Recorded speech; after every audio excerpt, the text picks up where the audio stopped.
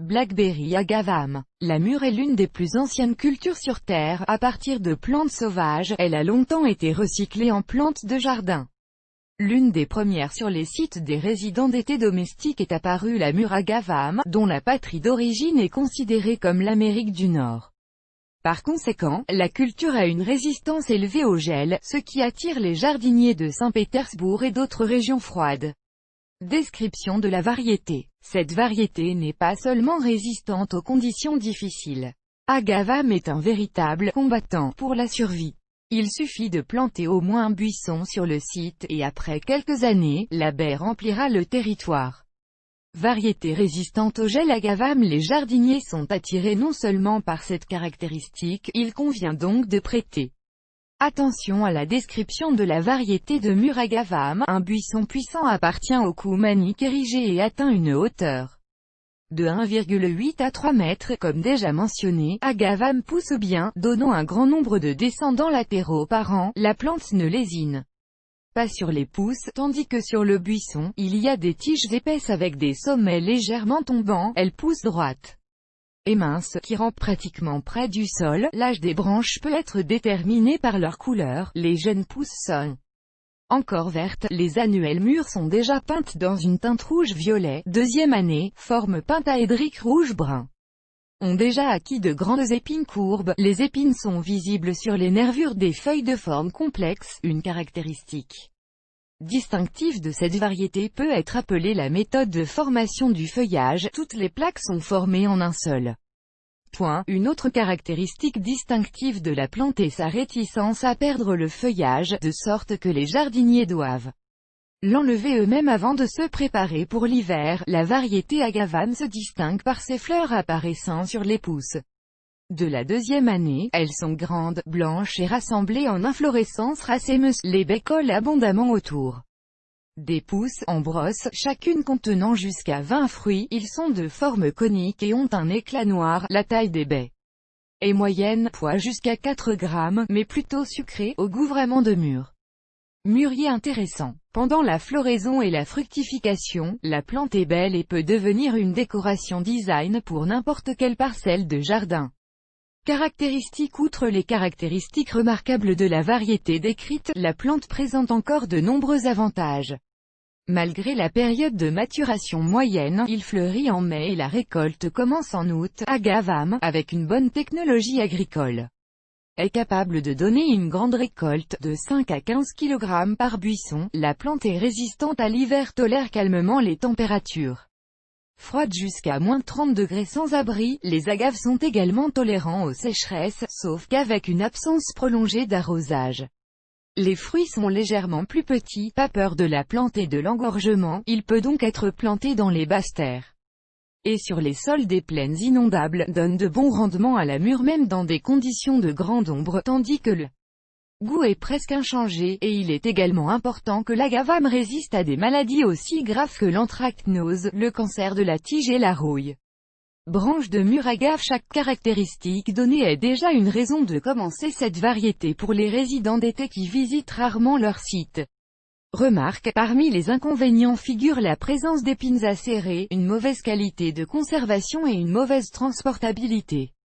Si la culture est mise en vente, les baies doivent être cueillies au stade immature afin d'avoir le temps de les amener sur le marché.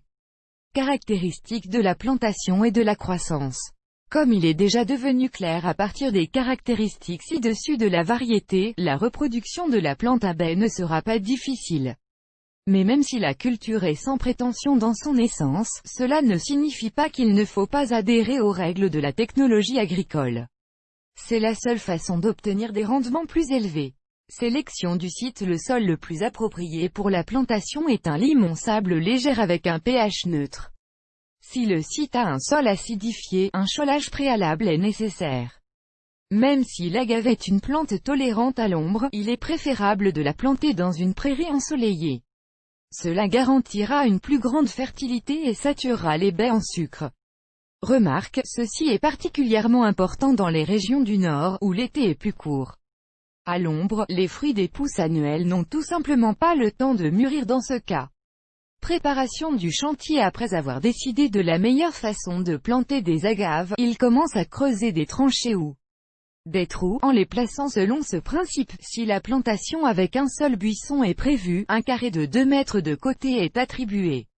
À chaque plante, un trou est creusé en son centre. La méthode ordinaire est mieux utilisée le long de la bordure du site, en reculant de 1 mètre de la clôture.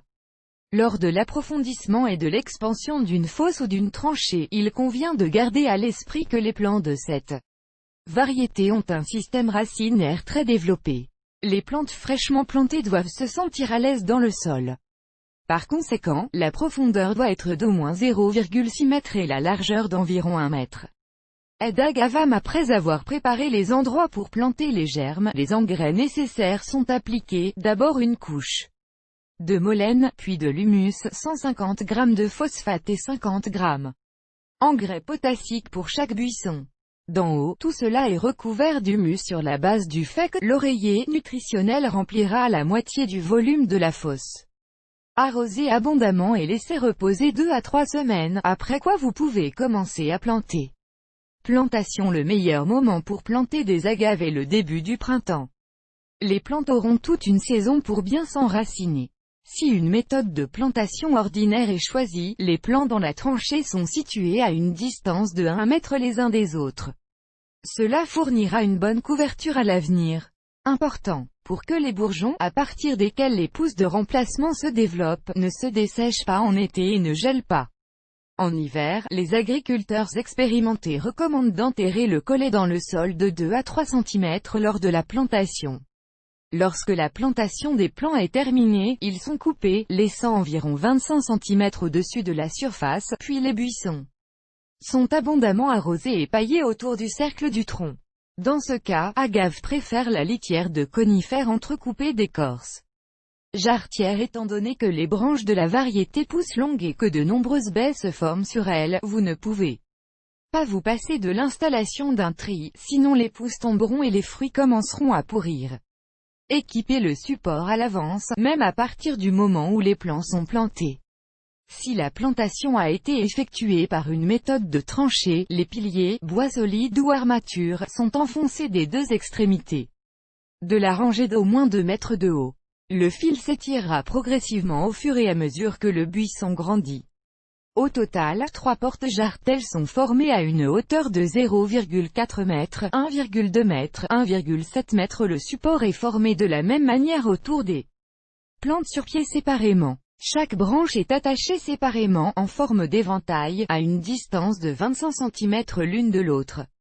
Caractéristique d'entretien. La culture de cette variété de mûres ne nécessite pas beaucoup d'efforts. Les agaves sont sans prétention, les principaux soins se résument donc au point suivant, malgré la résistance à la sécheresse.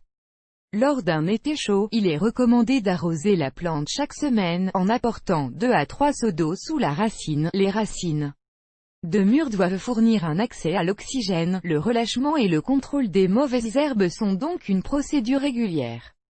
Les engrais appliqués lors de la plantation dureront la plante pendant 3 ans, puis chaque printemps, il est recommandé d'apporter un seau de compost décanté ou de fumier pourri sous la brousse. Après avoir reçu des soins décents, une ronce de jardin produira de gros rendements de délicieuses baies aromatiques chaque année. La reproduction. La variété de mûre agavame se reproduit de toutes les manières disponibles pour les arbustes dressés, drageons latéraux, boutures basales, arbustes diviseurs et même graines. La première option est la plus courante et la brousse donne un grand nombre d'enfants chaque année. De nombreuses pousses supplémentaires se développent sur le buisson, qui doivent être supprimées. Ce sont également d'excellentes matières premières pour l'élevage. Vous pouvez également prendre une partie de la racine à une distance d'au moins 0,5 m du buisson qui doit immédiatement être planté dans un endroit permanent ou résister à l'hiver au sous-sol. La division du buisson est généralement utilisée lorsque les racines ne fournissent pas le matériel de plantation dans la quantité requise, ou qu'il est temps de transplanter la plante dans un nouvel endroit, et cela doit être fait 12 à 15 ans après la première plantation. Matériel de plantation. Information additionnelle. Le moyen le plus long de propager des mûres variétales est d'utiliser des graines Pour obtenir une bonne germination, le matériel de plantation ne doit pas être acheté à la main. Vous pouvez vous rendre sur la boutique en ligne de la société SEDEC, enregistrée à Moscou, et y commander des semences de qualité.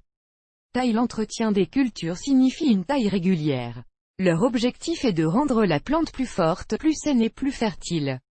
Les caractéristiques de la procédure sont les suivantes. Après la récolte, toutes les tiges fructifères sont complètement coupées. Il ne reste que de jeunes pousses, les pousses d'un an sont également éclaircies, ne laissant que des branches bien mûres et épaisses. Les pousses qui restent sont raccourcies d'un quart, cela fournira plus d'ovaires pour l'année prochaine, laissant environ 10 pousses.